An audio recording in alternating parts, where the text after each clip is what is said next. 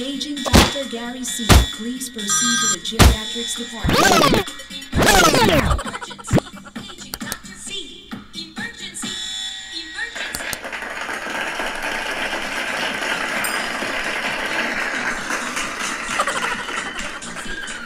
Hello po sa inyong lahat. Ito po si Dr. Gary C. at nanonood po kayo ng Gabay sa Kalusugan. Espesyal ang pag-uusapan natin ngayon dahil tinalakay na po natin yung health benefits ng green tea, hindi ho ba? Ngayon ang pag-uusapan natin ay chamomile tea. Ito po yung request ng isa sa mga kasamahan nyo. At ang sabi niya sa akin, Doc, hindi ako makatulog, okay ba uminom ng chamomile tea? Aba, pwede. Pero itong pag-uusapan natin hindi lang yun sa pagtulog. Ibibigay ko po sa inyo lahat ng mga napag-aralan na ng mga benefits ng pag-inom ng chamomile tea. So kung ready na kayo, umpisa na natin. Ano po ba ang mga benefits ng pag-inom ng chamomile tea? Unang-una, alam ng lahat, pampakalma daw yan.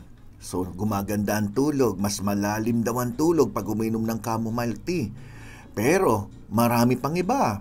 Alam niyo po ba na sa mga babae na meron silang mga naramdaman tuwing sasapit ng buwan ng dalaw, yung tinatawag na menstrual cramps o menstrual symptoms, ay maaaring makinabang? Bakit? Bakit? Just recently, noong 2019, may mga lumabas na pag-aaral na nag-conclude na ang chamomile na may anti-inflammatory, anti-spasmodic, ibig sabihin yung mga muscle na nagkakaroon ng spasm o paninigas, anti di kontra. May sedative effect, may anti-anxiety property na tumutulong sa mga tao may anxiety at mga problema o discomfort na may kinalaman sa PMS, premenstrual syndrome. Isa na dyan yung dysmenorrhea. Ayan. Aba, bagamat majority yata ng mga nanonood sa atin lipas na, no? Yan, magagalit na naman iba dyan. May magko-comment dyan, Dok, ako may regla pa. Okay, siya. So, pwede pala kayo uminom ng chamomile tea kung kayo po'y nakakaramdam ng dysmenorrhea. O kaya kayo mga lola, sabihin nyo sa mga apo nyo, Apo, ining, kung sumasakit ang puson mo tuwing may buwan ng dalaw, bakit hindi mo subukin na uminom ng isang tasang chamomile tea? Yan ay base na sa pag-aaral, ha? Pangalawa, ilan sa inyo nanonood ngayon na may sakit na diabetes? Abay, karamihan sa inyo ang alam lang, ampalaya tea.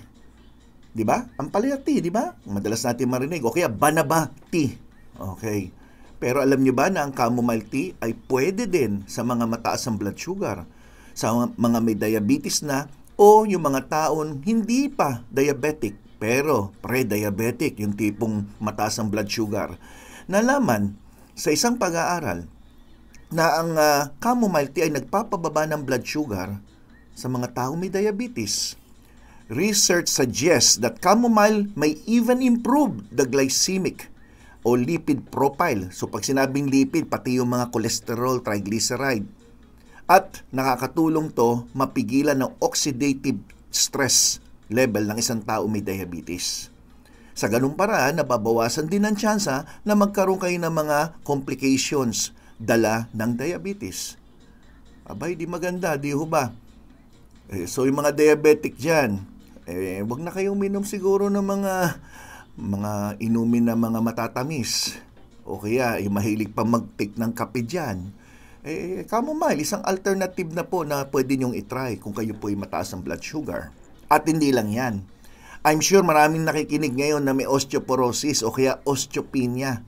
Pag sinabing osteopenia, mababa. Mababa na.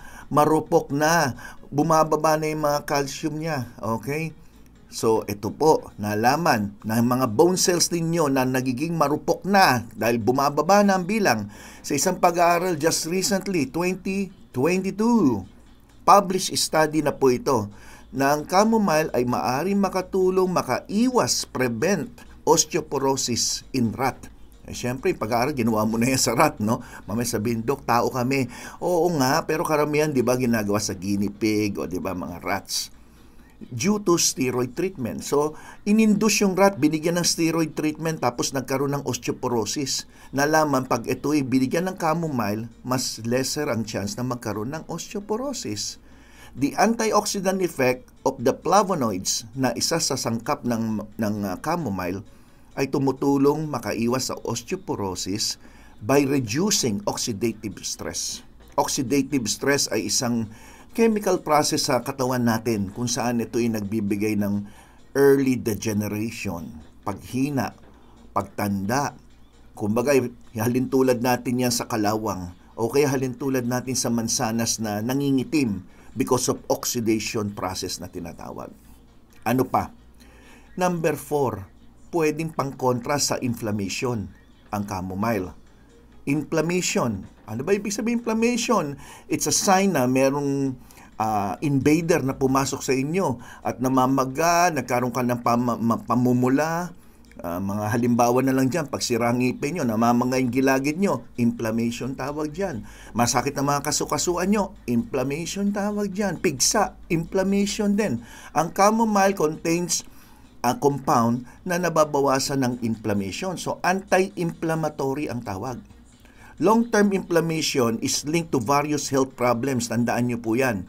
At itong inflammation na to, maaring kasama na dyan ng almoranas, gastrointestinal pain, arthritis, autoimmune disorder, obesity at depression. So malaking bagay ang pag-inom ng chamomile tea. O baka mamaya marami na naman magtatanong, Dok, saan ako bibili ng chamomile tea? Abay, kailangan ng reseta. Hindi po kailangan ng reseta. Nabibili sa supermarket, meron din sa drugstore, di ho ba? Pati nga online meron. Baka kala nyo kasi online seller na naman ako. Mamaya, Dok, pabili nga. Wala akong tindang chamomile. Okay? Then number 5, cancer. Naalaman na ang chamomile ay tumutulong dahil ang chamomile may target cancer cell and even prevent those cells from developing in the first place. So more on preventive. Results from laboratory tests have suggested that compounds in the chamomile, na laman ng chamomile, may prevent the growth of glioma, liver cancer, cervical cancer at leukemia. Ito yung mga uri ng cancer na masasabi natin pangkaraniwan. Number 6, ito yung kilalang kilala, yung sleep and relaxation. Malaking naitutulong ng chamomile sa taong medyo mababaw ang tulog o hirap matulog o kaya medyo tense. Kung gusto natin na medyo mag-relax ng konti, pwede ito. A 2019 review noted that after 2 to 4 weeks of treatment with chamomile, people with generalized anxiety disorder, so yung mga tao talagang matinding pagkabalisa, saw improvement sa kanyang mga nararamdaman. Treatment with chamomile may also improve the sleep quality ng isang tao. So ito po mga binabanggit ko, if you notice, kino-quote ko na yung mismong studies ko, anong year ginawa, no? Ay kasi kung titingnan nyo po yung mga studies, marami mga ano yan mahirap intindihin, no? Pero ang ginagawa natin, hihimay natin at kinukuha na lang natin yung mismong, kumbaga yung mismong conclusion. So ito na po yun. At ito maganda, number 7, cold symptoms. Yung mga sipunin dyan, I'm sure marami sa inyo baka sisingot-singot, tutulo ang sipon, diba, no? Alam niyo po ba na may mga pag-aaral na ginawa, no? Na hindi lang yung pag-inom ng chamomile tea, pati yung pag-inhale ng steam ng chamomile extract. Ano ibig sabihin yun? Di ba, nagpakulo ka ng tubig. Yung chamomile nyo, maaari na sa tibag o kaya mga loose bits, no? Yung mismong dried na dahon. Ilinagay nyo ngayon yan sa tasa, binuhusan nyo ng tubig. Yung singaw nun, yung amoy nun, na pag ginamit nyo pang-inhale, steam inhalation, nakakabawas ng inyong sipon. Hindi lang inom, pwede rin po yung steam mismo. Aba, bago yan. I'm sure marami sa inyong nanonood na, ay, matry ko nga yan. Sige, walang masama. Hindi naman masamang i-try na, kumbaga nag-i-steam inhalation ka para lumuwag, di ba? Ang inyong paghinga.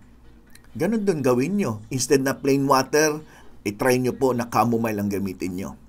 Then number 8, sa mga mild skin conditions, no, yung mga may problema sa balat, lalo na yung mga acne at kung ano pa, pag inom ng chamomile, maaari makatulong at may mga cosmetics pala at saka mga gamot na pinapahid sa mukha na kadalasan may chamomile nasangkap. Some research indicates that topical products, yung mga pinapahid nyo, no, ay maaari meron tong chamomile na tumutulong ma-treat ang acne, ma-repair yung mga sensitive skin, ma-reduce din ang skin dehydration sa pag-inom at pagpahid. This could be due to the anti-inflammatory, anti-allergy, and antimicrobial properties ng chamomile. So, kung titingnan nyo po, ang daming gamit at hindi pa tayo natatapos dyan. Narinig nyo na ba na pag kayo'y madalas na parang sinisikmura, nangangasiman dyan, o kaya may acid reflux o GERD, napayuhan na ba kayo na itry mo uminom ng chamomile instead na uminom ka ng kape o gatas sa umaga pang-almusal? Chamomile. I-try nyo. Bakit? Ang chamomile na patunayan nakakatulong ma-promote ang digestive health. Paano na naman nangyari yun? Kasi ito, ang chamomile tea ay nagbibigay ng proteksyon laban sa diarrhea. So yung mga pasyente na nagda-diarrhea, sinasabi uminom na maraming tubig o make sure na hindi ma-dehydrate, mag-chamomile tea ka. Pwede ito sa stomach ulcer. Pwede rin sa mga naduduwal o yung palaging may kabag. Halos pareho ang action with ginger, di ba? Ginger tea. At meron tong anti-inflammatory effect, kaya nakakatulong itong mabawasan yung pagsakit o paghilab ng inyong tiyan. At pinakamaganda sa lahat, meron din protection to sa puso.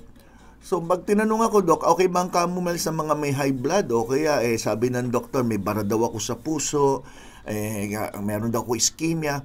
Pwede po. Bakit?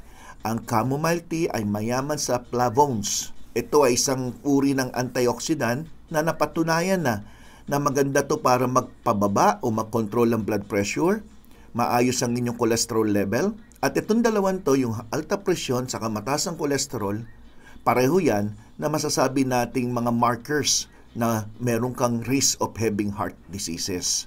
So, pwede yan, makakatulong na malaki. Ang tanong, Dok, ilang tasa ba ang iinumin ko sa isang araw? Safe ba kung araw-araw ako iinom ng chamomile tea? Ito po ang sagot. Is it okay to drink chamomile tea every day? Of course, yes. Well-tolerated at generally safe naman ang chamomile. Recommendation, 1 to 2 cups a day. Maximum siguro 3. Pero kung kayo po ay sinasabi na pag kayo'y bata, hindi pwede. So, hindi nyo pwede bigay ito sa mga apo nyo na less than 10 years old. Di ho ba? Bakit? Sino yung mga dapat mag-avoid ng pag-inom ng chamomile tea? Kasi hindi naman lahat pwede rin di ba? Sino yung mga hindi pwede? Ito po ang mga hindi pwede. Number 1, kung kayo po ay may severe allergies sa sangkap ng chamomile. Number 2, kung merong iniinom kayong gamot, lalong-lalo na yung drug interaction na tinatawag, yung pinag-uusapan dito mga blood thinner. Okay? Number 3, lahat ng infant o very young children, siguro below 10, wag muna natin bigyan ng chamomile tea. Hindi nararapat sa kanila yan. So, tandaan nyo po yan. At lagi kong sinasabi na ang gabay sa kalusugan, itong pinapanood nyo ngayon, ay gabay sa kalusugan. Gusto kong ilinaw. Kasi hindi ito pamalit sa gamot. Kaya always remember na ang chamomile tea ay isang natural medicine na masasabi na ginamit na for many years, thousands of years. Pero, ang iniisip ng iba, ito ba'y gamot para doon sa mga binanggit ko? Hindi po. Ito ay supplement. Hindi po ito gamot at hindi pamalit sa gamot. Gusto kong ilinaw Kasi minsan may mga pasyente, Dok, mula uminom ako ng ganito, gumanda BP ko, tinanggal ko na ngayon yung mga maintenance ko. Mali po yun. Yung mga iniinom nyong supplement o kinain yung tama na gumanda po ang blood pressure nyo o anumang sakit nyo, hindi pa rin gamot yan.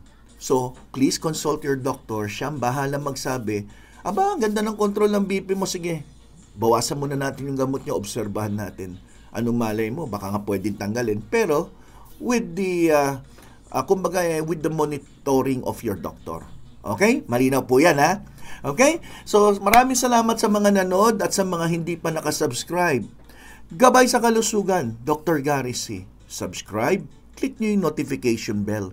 At i-thumbs up nyo po itong lecture na to kung nagustuhan nyo. Huwag nyong kalimutan, i-share nyo rin to sa mga kaibigan nyo, sa mga mahal nyo sa buhay. At I Heart GSK dyan sa comment box. as a sign of your love and support dito sa Gabay sa Kalusugan. Okay? Maraming salamat po sa inyong lahat. Ako po si Dr. Gary C., ang inyong Gabay sa Kalusugan. Bye-bye!